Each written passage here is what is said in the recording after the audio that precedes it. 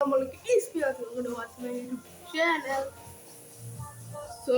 আজকে আমাদের বাসার দাওয়াত, সেই জন্য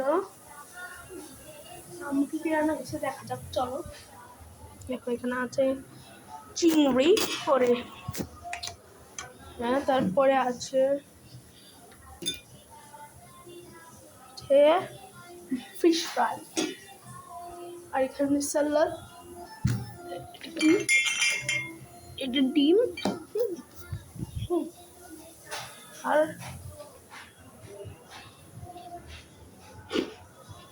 এখানে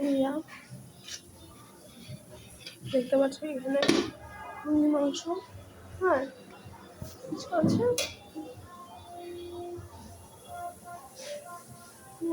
তারপরে আর কিছু আছে